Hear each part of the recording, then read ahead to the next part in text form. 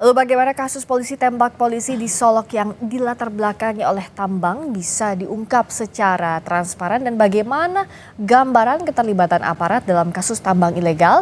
Kami bahas bersama Komjen Purnawirawan Ito Sumardi, Kabar Eskrim Polri 2009-2011, bergabung juga Koordinator Jaringan Advokasi Tambang, Melki Nahar. Selamat malam Pak Ito, Mas Melki. Selamat malam, Mbak Priska. Selamat malam, saya ke Pak Ito. Ini kasus yang sangat mengagetkan publik, termasuk juga banyak kekhawatiran apa sebenarnya yang terjadi. Kalau dari pernyataan di Reskrimum Polda Sumatera Barat menyebut bahwa pelaku marah karena rekannya ditangkap dalam kasus tambang ilegal. Apa iya sesederhana itu? Jikapun iya, ini tentu tidak wajar karena ada membacking pelaku tambang ilegal, Pak Ito. Ya, baik. Yang pertama, Mbak, kita memang sebaiknya menunggu daripada hasil pengungkapan atau penyelidikan tentang motif pelaku karena pasti ada banyak faktor ya. Yang jelas kalau sederhananya kenapa ini terjadi penembakan, pasti ada satu komunikasi yang membuat pelaku sangat marah dan jelas di sini juga kan disertai dengan penembakan rumah Kapolres ya. Karena pengalaman saya bisa saja seorang Kapolres itu tidak percaya kepada yang bersangkutan. Yang jabatannya adalah di struktur strata 3 ya. Kabakop di mana fungsi reserse itu adalah strata 4. Kapolres kalau tidak percaya tentunya akan langsung bisa memerintahkan kepada Kasatpum untuk melaksanakan perintah termasuk untuk penertiban tambang ilegal. Sehingga kemarahan dia dilampiaskan kepada korban dan juga kepada Kapolres. Tapi kan kalau di Kapolres itu banyak yang jaga, jadi ada penjaga sehingga dia hanya menembak dari luar. Tapi motif ini kan baru sebatas daripada analisa saya. Tapi kalau menurut saya pasti itu nanti ada kaitannya adalah dengan mengapa dia minta agar orang yang ditangkap atau diamankan itu supaya dilepaskan. Nah, bisa saja dengan kaitannya apakah dia ada hubungan keluarga ataukah mungkin memang ada sesuatu yang sudah menjadi tanggung jawab dia dengan telah menerima mungkin setoran atau apa yang dia tanggung jawabnya harus bisa mengamankan siapapun yang ada di dalam tambang ilegal itu. Saya kira itu mungkin sebentar. Ya, Pak, itu artinya kan kita tidak mendahului proses penyidikan, tapi dengan pelaku ini meminta agar yang sedang diperiksa, yang sedang ditangkap itu dilepaskan, tentu ini kan tidak wajar ya, Pak Ito. Semestinya tidak ada upaya intervensi dalam proses penyidikan yang berlangsung, begitu ya? Iya, kalau normatifnya gitu, Mbak ya. Tapi kan sekarang si pelaku itu kan boleh dikatakan jabatannya adalah di atas daripada almarhum kan. Ya. Dan tentunya almarhum ini seorang perwira muda yang masih memiliki idealisme yang tinggi, dia tidak mau ya. Apalagi kalau itu misalnya ya dalam komunikasi mengatakan ini perintah Kapolres, tidak bisa. Nah akhirnya si pelaku itu karena memang dia mungkin ada satu ikatan daripada perbuatan yang melanggar hukum dengan menerima setoran atau apapun, dia akhirnya marah ya. Tapi kalau saya lihat di sini ini adalah satu perbuatan yang dilakukan secara terencana ya. Apalagi dia sampai menembak targetnya itu di tempat yang mematikan ya. Dan orang menembak orang itu juga tidak mudah ya, dari secara psikologi sangat tidak mudah, dan kan yang bersangkutan berasal dari kesatuan elit. Demikian pula korban, dan dia sudah hampir pensiun. Bisa saja karena dia mungkin berpikir kalau itu ditertibkan nanti pada saat pensiun dia sudah tidak mendapatkan tambahan untuk bisa memenuhi kebutuhan hidupnya.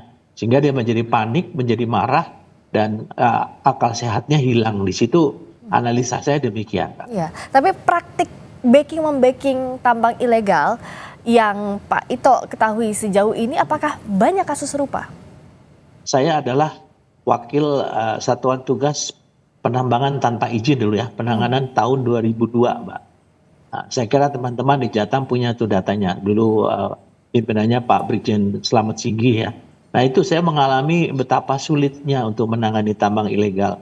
Karena ada juga tambang ilegal ini yang sudah merupakan tambang rakyat ya, Mbak, yang sudah secara turun-temurun dia sudah melakukan penambangan, tiba-tiba tidak mendapatkan izin karena memang biasanya tidak memperhatikan faktor lingkungan hidup.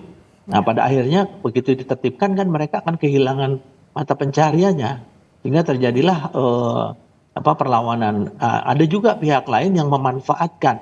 Nah kan kalau Polri adalah salah satu yang bertanggung jawab untuk menegakkan hukum, dia akan mencari tentunya oknum-oknum yang bisa mengamankan supaya tidak dilakukan penegakan hukum terhadap tambang ilegal itu.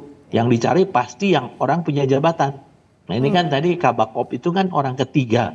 Ya. Bisa saja dia berpikir kalau Kabakop mengatakan jangan dilepas, mungkin yang di bawah akan melepas. Tapi kan saya katakan bahwa almarhum ini adalah seorang perwira muda yang masih memiliki idealisme tinggi ya. Jadi saya kira itu salah satu faktor yang menurut penilaian saya bisa terjadi sehingga peristiwa itu tragis itu terjadi, Mbak. Nah, bicara tadi data yang disampaikan Pak Ito, saya tanyakan ke Mas Melki, bagaimana data temuan Jatam sejauh ini kasus tambang ilegal seperti ini yang sulit ditertibkan dan apa sebenarnya yang jadi kesulitan utama kalau dari datanya Jatam? Iya, jadi kasus polisi tembak polisi ini kan sebetulnya kayak puncak gunung es begitu ya. Ya. Dari sebetulnya kan udah menjadi fenomena lama soal bagaimana dugaan keterlibatan aparat itu dalam kaitan dengan masifnya pertambangan ilegal di Indonesia. Tetapi salah satu yang penting untuk kita garis bawahi bahwa apa yang terjadi di Solok ini tidak bisa kemudian kita anggap sebagai perbuatan satu oknum, gitu ya. Kita melihatnya ini sudah sangat sistemik karena kasus serupa itu tidak hanya terjadi di Solo, tetapi sudah terjadi di banyak tempat, di Kaltim, di Kaltara, di Bangka Belitung, dan banyak tempat lainnya. Dan ini mau menunjukkan bahwa dalam seluruh kasus-kasus tambang ilegal di Indonesia, memang ada dugaan konflik kepentingan dengan pihak aparat.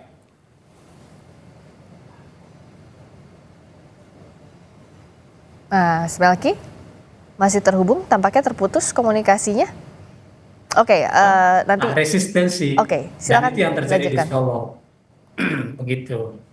Oke, nah bicara soal tadi kan ada backing dari aparat sehingga sulit untuk diberantas, untuk ditindak. Nah, bagaimana Jatam melihat ada konflik konflik kepentingan yang terjadi? Misalnya ini sudah jadi tambang rakyat, kalaupun ditertibkan artinya ada masyarakat yang kehilangan penghasilan meskipun secara normatif ini tidak dibenarkan. Iya, jadi menertibkan tambang ilegal itu kan sebetulnya bukan perkara yang susah gitu ya. Apalagi kalau misalnya berhadapan dengan warga yang melakukan penambangan secara manual. Dia kemudian menjadi rumit karena yang terlibat dalam seluruh rantai prosesnya justru adalah aparat keamanan itu sendiri. Jadi bagaimana ceritanya? Polisi di satu sisi sebagai penegak hukum, tapi di sisi yang lain dia bagian dari masalah di lapangan. Nah, persis di sinilah titik terpenting mengapa kemudian proses penegakan hukum tadi tidak berjalan. Dan dugaan keterlibatan polisi tidak hanya terkait dengan konteks penegakan hukumnya. Ada juga kasus yang kemudian justru polisi ikut memodali, justru polisi ikut mengamankan proses distribusi hasil galian tambang ke pembeli dan segala macamnya. Ada juga kasus yang kemudian justru oknum aparat ini yang mendistribusikan semacam merkuri, sianida dan segala macamnya. Nah, ini sudah sangat sistemik seperti yang saya bilang, sehingga proses penegakan hukumnya tidak bisa lagi hanya menyentuh sifatnya kausistik gitu, tapi lebih kepada institusi organisasi, dalam hal ini Polri. Nah, bagaimana Pak Ito di tengah kerumitan yang terjadi ini? Artinya ini sudah sistemik, nggak mungkin satu orang saja yang bermain di dalamnya, ada banyak bottleneck untuk penegakan hukumnya, jadi untuk menyelesaikannya mulai dari mana Pak Ito? Gini Mbak, mungkin saya tadi menyampaikan kan bahwa polisi itu kan sebagian dari permasalahan. Masalah tambang liar ini kan menyangkut institusi lain, termasuk pemerintah daerah. Kan tidak bisa mengandalkan hanya polisi saja, kan ada izinnya dari SDM dan lain sebagainya. Nah, kalau ini terjadi, maka tentunya yang diharapkan bukan oleh institusi Polri saja, karena kan sekarang kita menerbitkan atau menertibkan nanti akan menyangkut institusi lain. Dalam CJS, kejaksaan, pengadilan. Kemudian juga ada dengan masyarakat, Kementerian Sosial, Kementerian Pertambangan, ya SDM. Ini harus diangkat ke tingkat yang ke atas seperti Polkam ya. Seperti saya dulu pengalaman saya itu kan dibentuk Satgas ya. Satuan Tugas Penanggulangan Peti, penambangan tanpa izin. Nah, saya bisa bicara gini mungkin agak beda dengan Mas Melki yang mengatakan tidak rumit. Pengalaman saya sangat rumit, Mbak. Karena kadang-kadang kita juga berhadapan dengan satu kekuatan yang mungkin bagi saya ya sebagai pelaksana itu juga memerlukan backup dari atas lagi gitu ya. Ya. Jadi ini kan yang karena gini, masalah tambang ilegal itu logikanya kan tidak perlu membayar kewajiban kepada negara. Dan dia akan mendapatkan penghasilan yang demikian besar yang kalau dibagi kepada oknum itu dia jauh lebih untung daripada dia dengan menjalankan tambangnya itu secara legal. Logikanya gitu. Kalau misalnya dia lebih besar dari mendapatkan izin, pasti dia tidak mau melakukan tambang ilegal ya Mbak ya. Jadi logikanya itulah. Kira-kira ini harus diangkat ke tingkat Polkam menurut saya. Jadi backupnya itu harus sampai ke Polkam begitu ya, tidak bisa hanya Polri saja sendiri begitu, butuh backup dari yang lebih tinggi lagi, begitu ya Pak Ito? Iya, karena oknum yang terlibat itu bukan hanya oknum Polri, oknum dari instansi lain. Jadi harus ditangani secara lintas sektoral dan dikomandani oleh seorang yang memiliki kekuasaan dan kewenangan besar. Nah, Mas Melki, tadi kan pada praktiknya di lapangan tidak semudah itu. Karena ada lintas institusi di sana, penegakan hukumnya harus bareng-bareng. Nah, apa yang bisa Jatam sarankan agar kasus seperti ini tidak memakan korban lagi? Iya, jadi kalau penegak hukumnya bersih, proses penegakan hukum ketika terjadi kasus itu kan kemudian menjadi mudah. Makanya saya bilang tadi, di lapangan kalau kita ketemu warga yang melakukan penambangan, urusannya kemudian jadi mudah dalam proses penegakan hukumnya. Tapi dia kemudian jadi sulit karena aktor terpentingnya juga adalah penegak hukum itu sendiri.